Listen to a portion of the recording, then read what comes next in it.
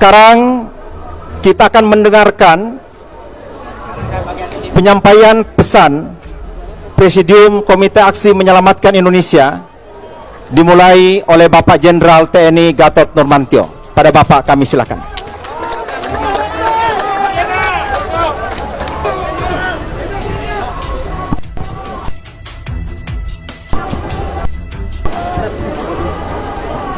Bismillahirrahmanirrahim.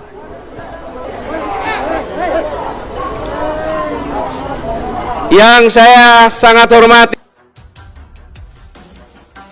Indonesia, saudara-saudara sebangsa yang hadir di tempat ini, yang saya cintai dan saya banggakan, mengajak kita semuanya bersyukur karya Tuhan Yang Maha Esa Allah Subhanahu wa Ta'ala, bahwa kita untuk bersama-sama menikmati 75 tahun kemerdekaan Republik Indonesia. Suatu anugerah yang luar biasa. Saudara-saudara sekalian, jika hari-hari berselang kita mendengar kisah yang katanya keberhasilan nyata, izinkan kami menyampaikan sudut pandang kami, rakyat kebanyakan, tentang apa yang kami alami dan rasakan saat ini. Kami ingin menjadikan momentum peringatan proklamasi kemerdekaan Republik Indonesia ke-75 ini untuk jujur melihat diri apa yang belum benar atau bahkan yang masih keliru dari negeri ini.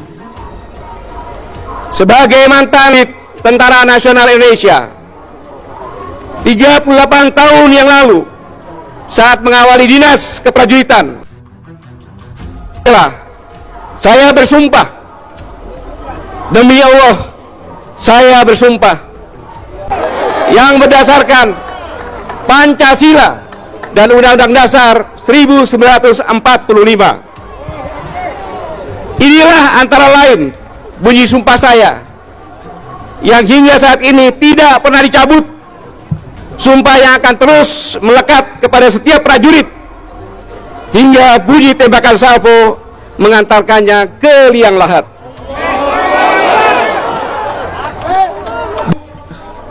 Dan atas nama sumpah ini pula lah saya bertas seluruh rakyat Indonesia, saya ingin melakukan langkah untuk menjaga kesetiaan Negara Kesatuan Republik Indonesia yang berdasarkan Pancasila dan Undang-Undang Dasar 1945 sebagaimana tercantum dalam pembukaan Undang-Undang Dasar 1945. Jika hari-hari ini kita mendengar dan menyaksikan bumi pertiwi sedang dirundung berbagai masalah, saya ingin mengajak kita sekalian untuk mengingat beberapa hal. Pertama, pada tanggal 10 Maret 2014, saya berkesempatan berdialog dengan Civitas Akademika Universitas Indonesia. Saya antara lain berbicara tentang proxy war yang telah menjadi satu ancaman yang luar biasa terhadap kedaulatan suatu bangsa. Penguasaan suatu negara oleh kekuatan yang lain tidak lagi harus dengan fisik, namun bisa menggunakan proksi, mengintervensi pemilu dan memilih pejabat untuk pada saatnya pejabat tersebut bisa dikendalikan, bahkan menjadi boneka bagi kepentingan lain yang bukan tujuan dan kepentingan negara. Adalah salah satu bahaya dari proxy war yang saya katakan. Hal ini diperburuk dengan tubuh dan kembangnya oligarki kekuasaan di negeri ini. Kekuasaan dimainkan, dikelola oleh kelompok orang, dan lebih tidak beruntung lagi bagi kita semua, mereka melakukan dengan topeng konstitusi. Apakah benar sekarang hal ini terjadi di negeri kita? Adalah rakyat Indonesia yang berhak menjawab. Kedua, 3 tahun yang lalu, tanggal 24 Oktober 2017, Sesaat setelah pembukaan konferensi internasional dan tabletop exercise untuk Global Health Security 2017, hari-hari ini kita semua berjuang mengatasi epidemi COVID-19. Saya tidak menyatakan bahwa pernyataan saya 3 tahun yang lalu itu sepenuhnya tepat adanya. Tetapi sekali lagi, hari-hari ini kita telah dan sedang menghadapi pandemik yang tidak mudah ditaklukkan.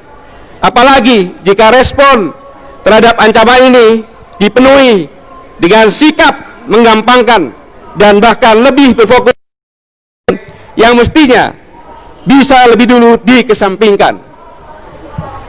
Saudara-saudara rakyat Indonesia yang sangat saya cintai dan banggakan, sungguh bersyukur kita hidup di bumi Indonesia, negara besar terbagi dari 3 zona waktu, wilayahnya pun dunia, tak terbilang banyaknya jenis sumber daya alam, mulai dari akik sampai berlian, mulai dari ikan teri sampai ikan paus, semuanya ada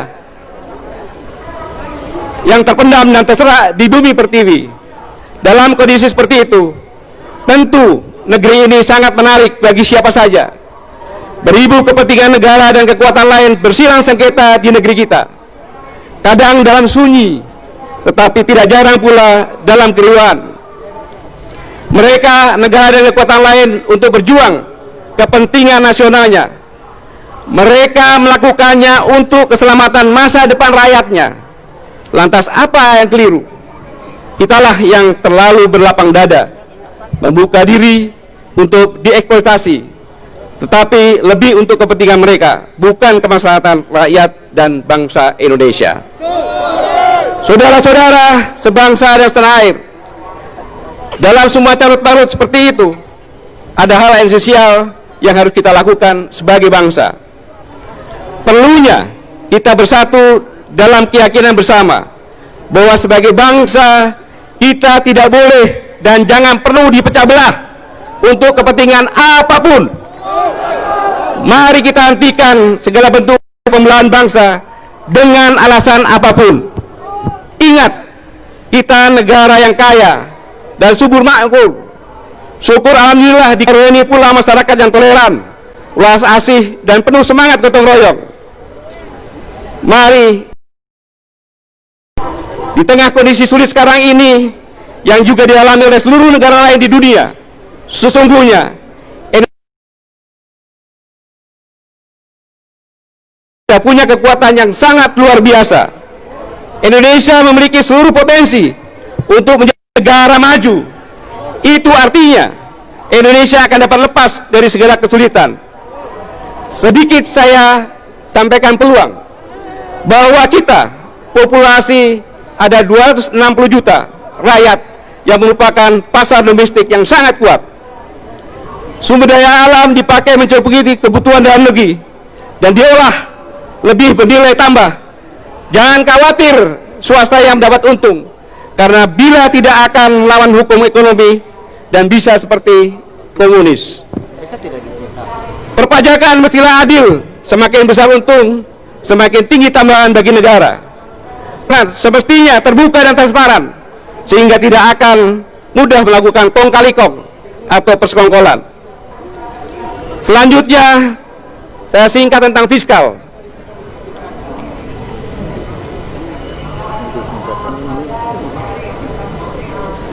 Kita sekalian sadar bahwa kita memerlukan injeksi keuangan ke dalam negeri untuk memberikan rangsangan pemulihan ke dunia usaha, setidaknya mencegah dunia usaha sekarat. Tetapi kita sadari, mencetak uang akan memakan nilai rupiah, menambah hutang akan menambah beban fiskal karena bunga dan cicilan. Bagaimana caranya? Tanpa menambah hutang dan mencetak uang kita bisa hidup, mampu biaya stimulus ekonomi negeri, yaitu saran dari kami perlu didiskusikan. Pemerintah menerbitkan e-rupiah, hanya bisa transaksi antar e-rupiah. Dengan demikian maka kita semuanya sudah mempraktekkan di jalan tol. Ini sedikit saran, dan sekali lagi mari bersama-sama kita mohon kehadirat Tuhan Yang Maha Esa agar kita semuanya mendapat bimbingan petunjuk rahmat dan hidayahnya untuk melanjutkan perjuangan demi negara kesatuan Republik Indonesia yang sangat-sangat kita cintai. Dan selanjutnya, sebelum dua tokoh Muhammadiyah dan NU berbicara, sebagai inisiator Profesor Din, Profesor Ahmad Wahab, Dr. Bahtiar Hamzah, Dr. MS Kaban, dan lain-lainnya,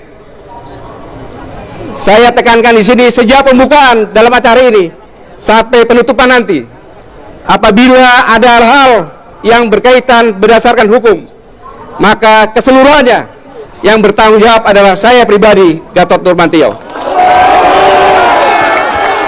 Kami persilakan. Wassalamualaikum warahmatullahi wabarakatuh. Waalaikumsalam. Kami persilakan Bapak Profesor Dr. Rohmat Wahab, Ketua Komite Hittah Nahdlatul Ulama.